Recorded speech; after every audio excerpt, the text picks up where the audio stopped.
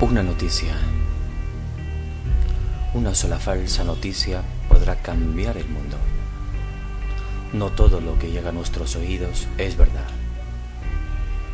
Por eso mismo debemos buscar la verdad y no anticiparnos.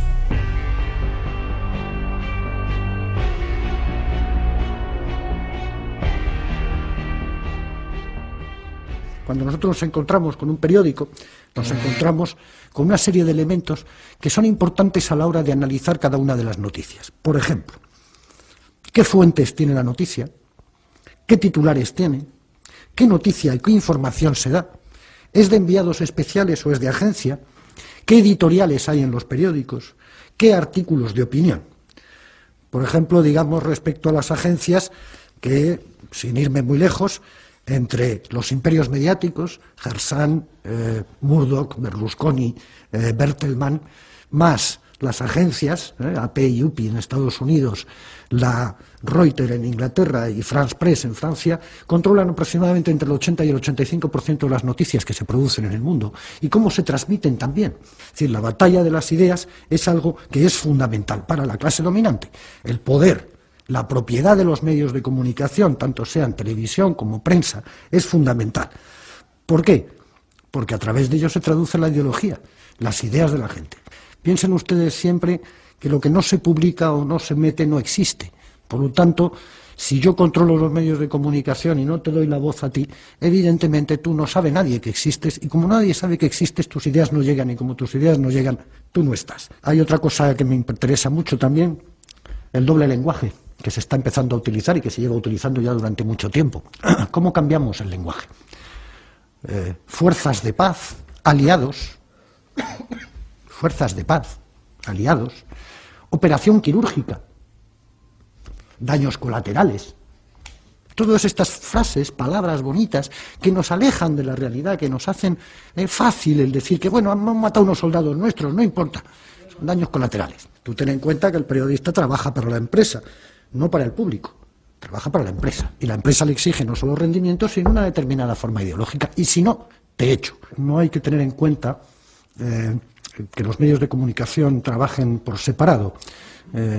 Nuestro documento nacional de identidad, nuestro número de identificación fiscal, nuestra seguridad social, nuestras cuentas en los bancos, las tarjetas y los cruces de datos nos hacen prácticamente permeables y transparentes para el poder.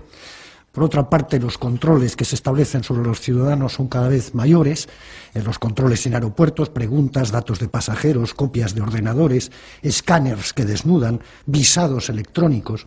Por otra parte, las bases de datos de ADN, por otros lados, los sistemas de videovigilancia, por otra parte, el espionaje en Internet, por otra parte, las escuchas ilegales, las escuchas en el trabajo, como por ejemplo en 1998, que en Alemania el Parlamento alemán aceptó una ley en la que se permitía a la policía, sin ningún tipo de cuestión judicial, poder poner micrófonos en las casas privadas, o bien los sistemas de represión posteriores, como es evidentemente la policía. En este sistema opresivo del ciudadano, en el que va desde la estructura social a la estructura económica y desde ahí a la vigilancia estricta de cada uno de nosotros, entra la cuestión del monopolio del discurso. Las técnicas modernas, las técnicas actuales, permiten maximizar de alguna manera el efecto retórico de las palabras, y los gestos de los políticos multiplican su efecto y su impacto.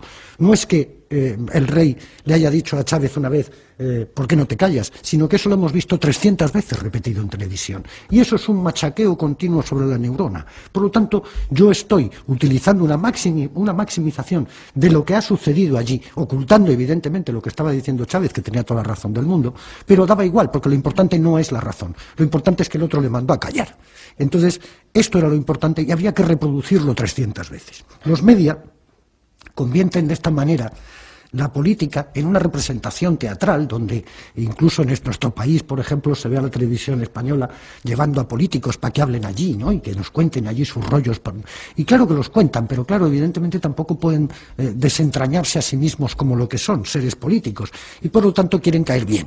Y como quieren caer bien, tienen que manipular de alguna forma la escena teatral que se les presenta. Piensen ustedes que una de las bases centrales del sistema de funcionamiento comunicativo son los comunicadores, es decir, lo que se llaman en Estados Unidos los newsmakers, los que hacen las noticias. Es Hermida con aquella voz, aquella onda, es los periodistas que te cuentan una cosa mientras cruzan las piernas elegantemente, es un tipo de funcionamiento en el cual tú estás más atento a la representación teatral que a lo que realmente se te está contando. Porque cuando uno echa una mirada a la prensa española, sobre todo a la prensa escrita, se da cuenta de que es inútil hacer un análisis sobre el ABC o La Razón, porque es todo tan desmesuradamente fascista que sin duda alguna no permite un esquema. Pero en cambio hay otros periódicos, como El País, que se las tiran de liberales, de progresistas, y sin embargo la van cayendo en cada una. En una de ellas titulaba muy solemnemente Chávez utiliza gases lacrimógenos contra los manifestantes. Y tú dices, bueno, esto lo veo yo aquí en España cada 2 por 3, y no es ningún tipo de problema. Veo como zurran y aquí no pasa nada. O no podemos pedirle al País que haga unas grandes noticias de izquierda porque no lo es.